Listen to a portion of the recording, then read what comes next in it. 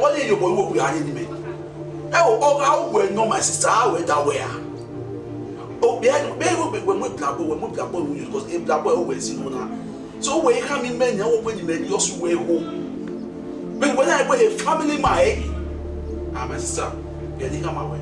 He will get it. Do wherever you born, I didn't do my set to the women. I ever why forget it. It be your body equal. If you want to swear, or not say that women wear. On a say that when you move out, everybody move out. Even my wedding, I get to put to work any day, and any idea on what it be our day. Oh, man, say, what will have your problem here? Tomorrow, 2 months at that power wedding, I will better never need to go well. My sister, if you ever will, I want to marry said, oh, why, where don't we met to where don't we met? And we will, and we are having no way or stay where in the year who are where that way. Eh? Is it my sister? Why wear all you done? El TV back and you don't put it. Any game that I'm on who so we made any said to go where? One no way better when you said to go where. Go where the night? Eh? It go out one man, now we will make our way there. One your man will get on your own love war. Give me when you run about way. Eh, myself, you must stay in the shower. No, I want anything. No, I want anything. May you go near the NFA. May you go nowhere near here. You may go nowhere we are there. Eh? What nonsense. What are you born guarding me? Eh? No more idea where you walk a man or one man, you will go. Ah, tell me now. How good they will go.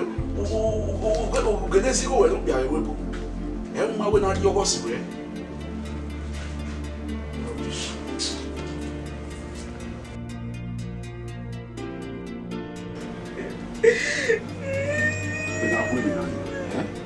are here, but I'm going to go now.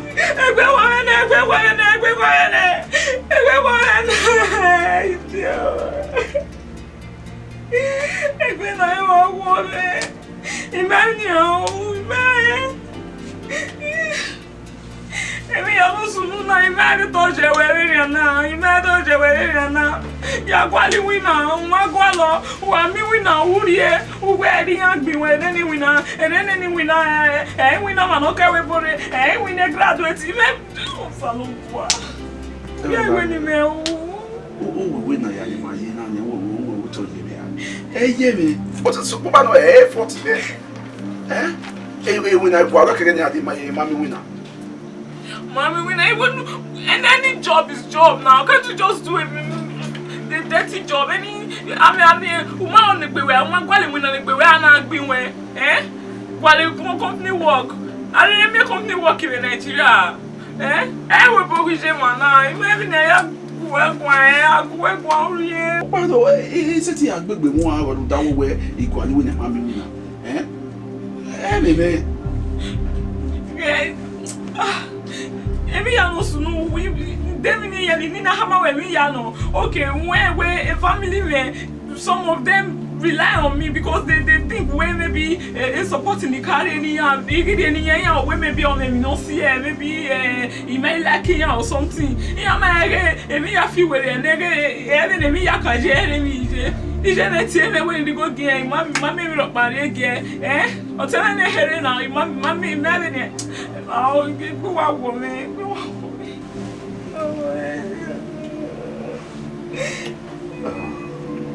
What do you say?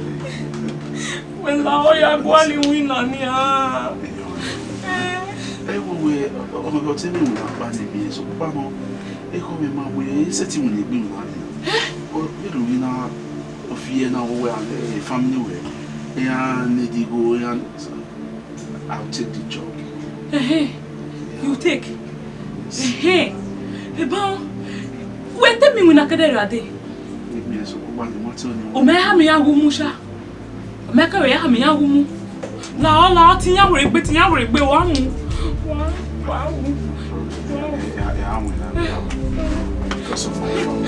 I see.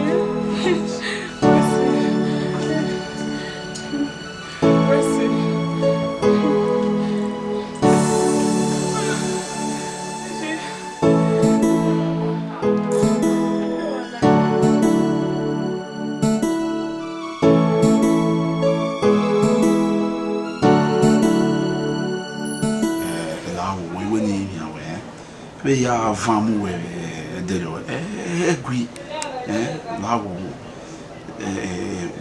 nu kama ni lawo emwe ni kweyone we maka from eruwa na be wa ni de Nigeria no wa ya yo bo wa na me wa mani de my sister we be to bu we me gbe ko lo but so papa no we ni ya gi na ni I can barely feed and yes Ivana, so I have no choice so lawo no read the information so that I need women high.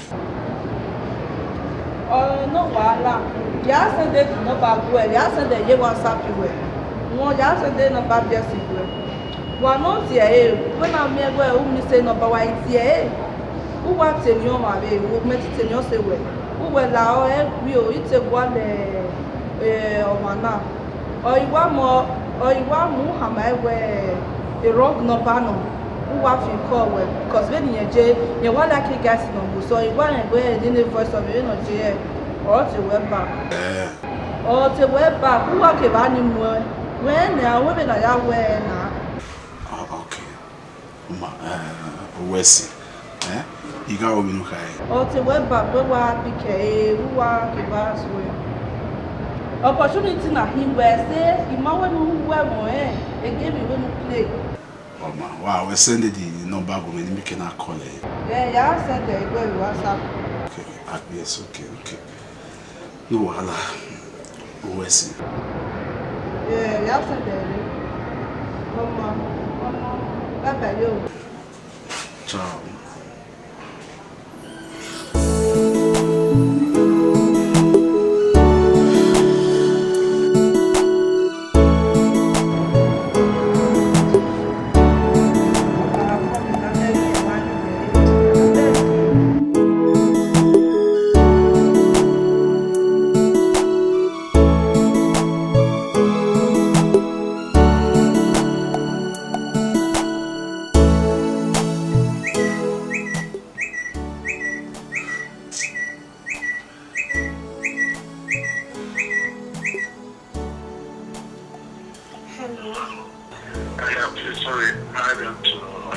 No, Odeh James, this is not James.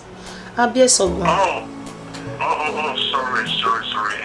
James, No. Okay. It's okay, no wrong number, no.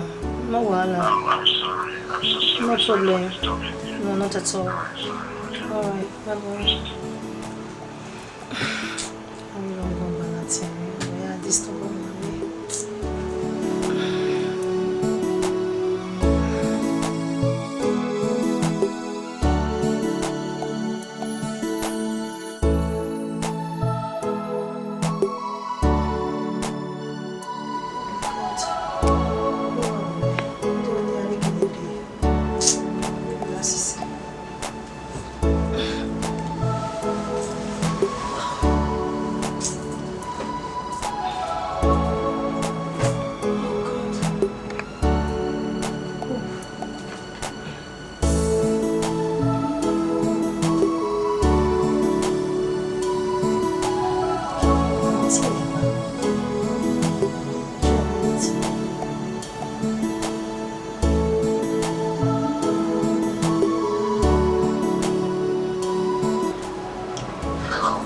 Hello. My name is ABS. You know about not seeing me, but I mean I'm here. Oh, it's you were mistaken. I was trying to call my friend like James. Okay. Sorry, I don't know about that. I'm so sorry. Wrong number, no. You got here again. So you say I'm going to the person will be. Brother, do you know anyway?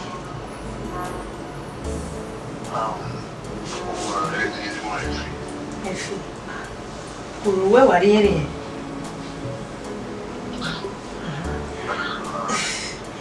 It's okay. Yeah, trying not living when my make me. Oh, boy, I don't know. Wait.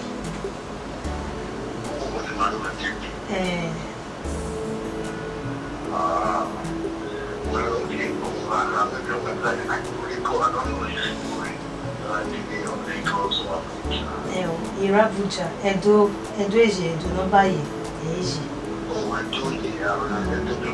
Edo why is in here?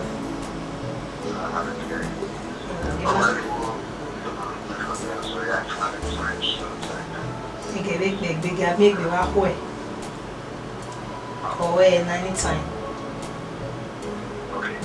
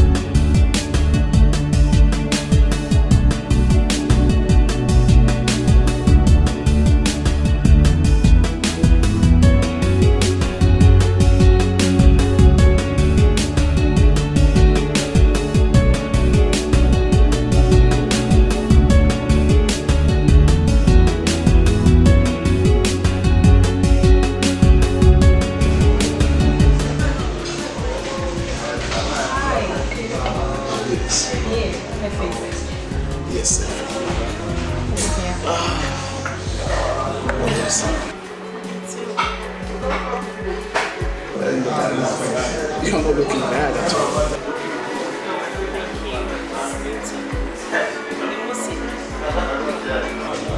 So, see the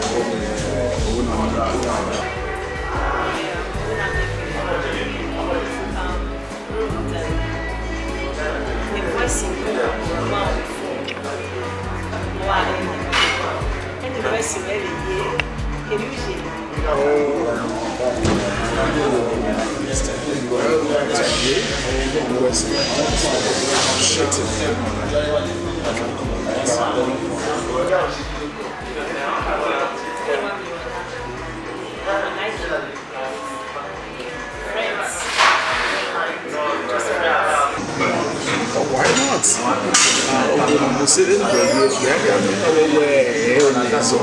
Of course. Our friends already. Oh, thank you.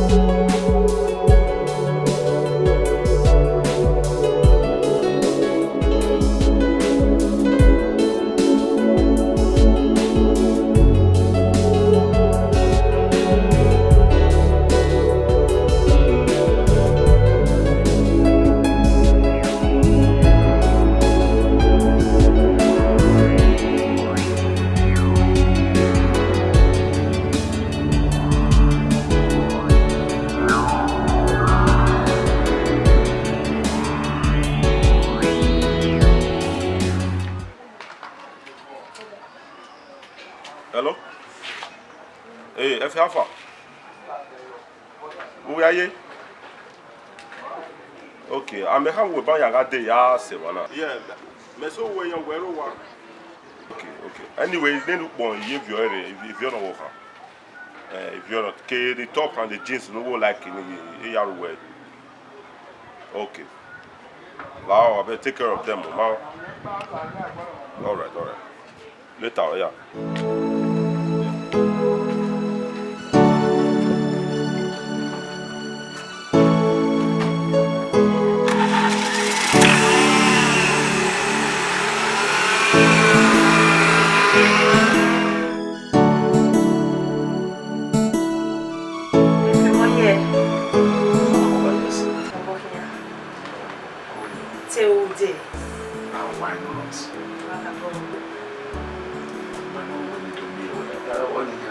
I say, couple anyway.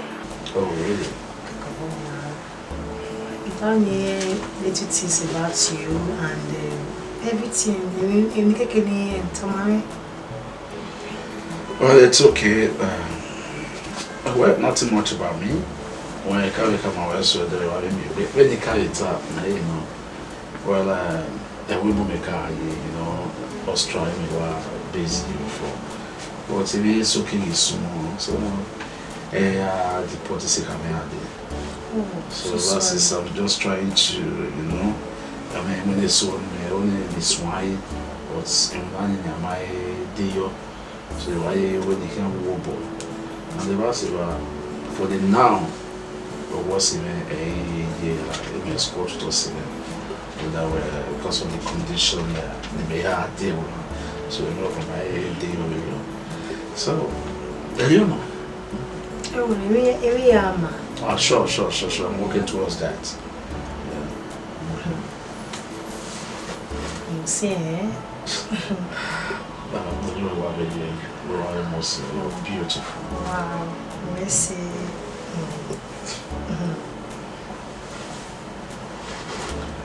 Wow, so the hotel that we were staying. The place is nice. Don't have most in the reception here, everything hospitality. It's a more war, but because security reason, I know I stay in there.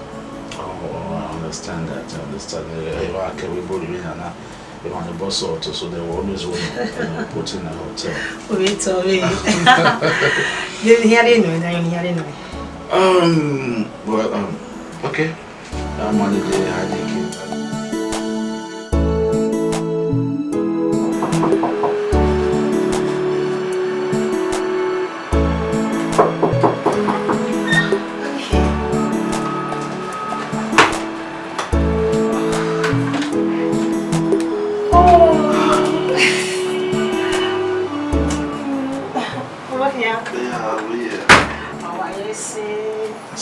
How was your night? Oh, it was fine. And yours? Well, it was okay. Everywhere, it don't disturb you. No. Just that you are missing me. Yes, I couldn't help it, so I decided to come check up on you. Oh my God. You are missing me. I'm so happy. Of course, I mean, I miss you, I like it.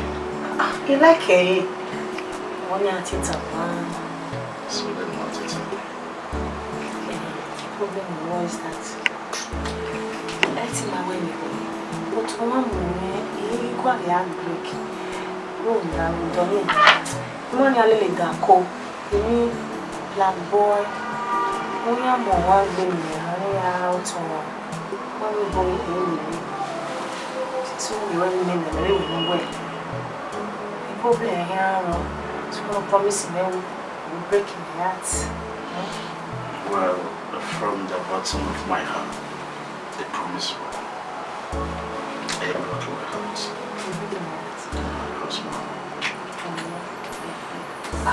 Don't worry. Anything will go on when you hear like problem. You won't know. Business in the back and same year. Yes.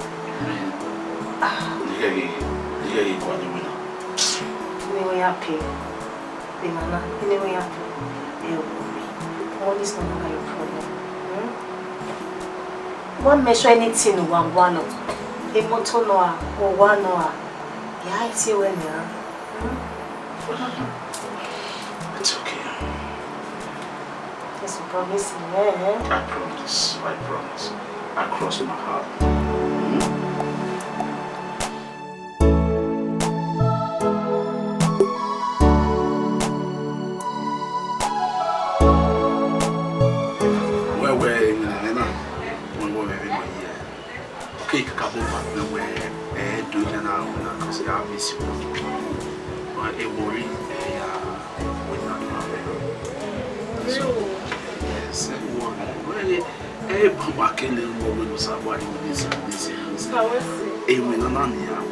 option. Understand? You know, 2 weeks in, 2 weeks out. And they call an angel. You know, I always say, so nobody can tell you based on the animal. But you know, where anytime they are always once in Latin, I will always call you. Understand? So maybe why you know how you can about that about nowhere. You can hear why you're there. So I always call you anytime. Wow, Kakabo call you Mom. That even an energetic yeah, so somewhere and it's a good salary where the company will wear a official car. Yes, I'm telling you. Any small leave, any small chance. Okay, because if I miss it, so I want to chance me. Do what try it. It was a game you want. So maybe I'm so happy, but talking about where I'm you are. Yeah, I'll miss you guys so much. Okay. So mama, what's up already? So we see. It's all sensible. But every year is it we know and I actually do my mom. So we see. That's my baby. How we going? Oh, okay.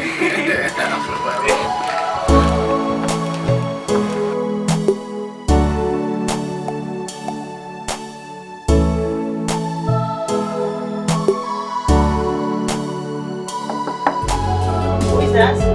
Arriba. Leno, Ifye, Hero, Lawan.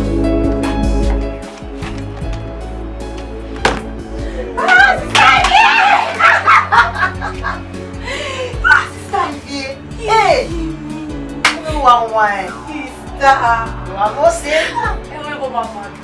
Help me, sister, let me walk there. Sister, let me walk there. Oh, I said, you will be more say. Me, where be mama, sister? Where be mama, sister? I say, give me walk me, and I fresh tomatoes. Huh? No matter. Anyway, sister, how was the journey? Well, it was fine. Oh, my this stressful. What's on it? Stress is an understatement. When we in Nigeria now, we are stressing or not. You understand, sister? I don't even know why. You ah, sister, you go. Sister, what before? Hey, we both mad. Ah, Bele. Sister, even once you get the money, it's a win only and go back. They don't need him. Oh, you will pour rien les collines. Oui, bon, non. Oh, bon, ya what is it? No, what change it anyway, sister. Oh, boy, you hear why? Oh, what not key? Sister, go.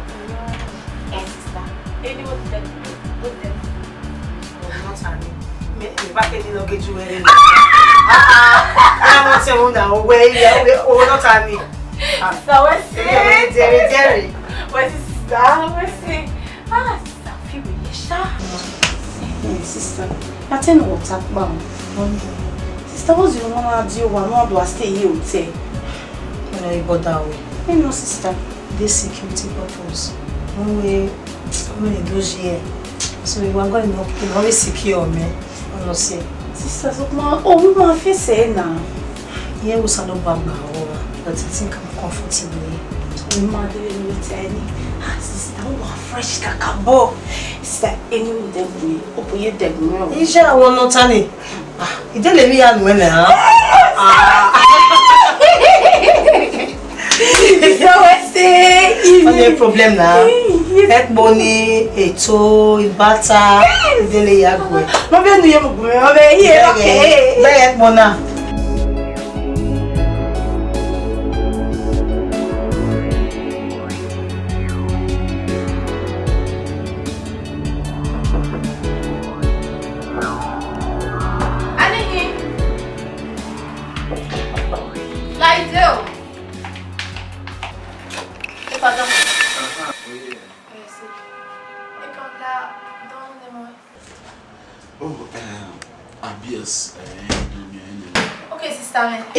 No, sister, not there. Oh, what's going on? Yes, sir. Oh, good. Oma.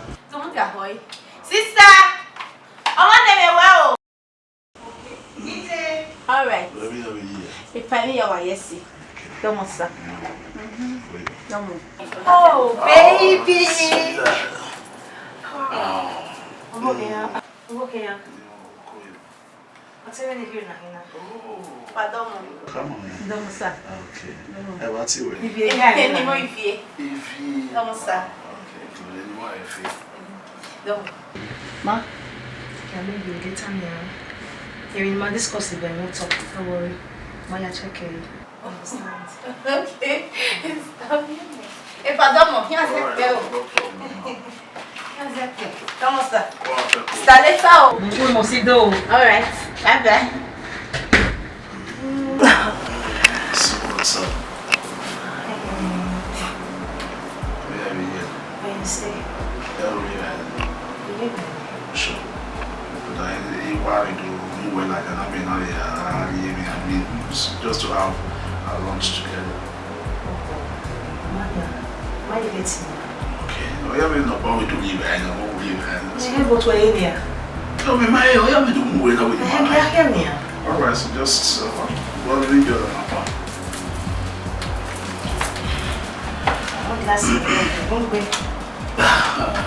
Nigeria, you know, how do you know?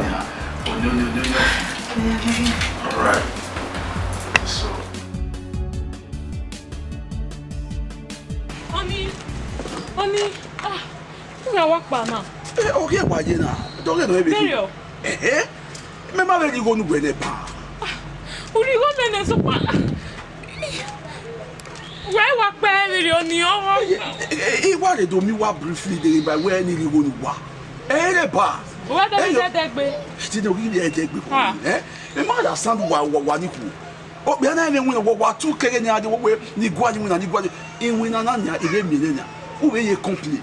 They will complain, but ego in the end way. Oh, no, we now are not going to hold. They show attention. Attention, we go. Benin na kwali mu na ko ma ga de ma mi na ibe mi win na le be ku go le nia attention we be kwa to attention we bu ma ya win na ge ma ya win na ne be fa heke no gbe ege na ni win na give win na le be ku go le nia attention we be kwa bo ni ko na ye no o ma ge my darling wife o ga wa so pa wo that attention ni e wa kwa e ga wa egbe e wa ko egbe ni ni na e ko do give attention di go nu gwa lo we ko se ni ni akwingo ni aridu wa mo ya ne be va go alo me ya se ti le ve fa nu we ni ala ni gwe ne zen wa je wa se de la dian wo ye ya la de ko u ko live u no see ya ru weze we ko e we na ni ye ya ru weze I ga call we ge ya egu me u I ka mo ya la de ye ya call we be ni mana de egu me na call we ni ha o ma e no so na the next month, they are taking leave. They are taking leave. I've just come straight to the house. They do what they don't give you the attention. They marry you. I want you to go to work. Oh, be a man winner. What talo? What to tell you? What 24 hours of the day? A winner. You why you go? A setting we go. Oh, be a winner. Why you are complete? Where attention? Why you get attention? What we my darling wife. Now, you la try no call you me. Oh my God, see you. You say get me that. Safe journey. West. We need to me I have to wear with the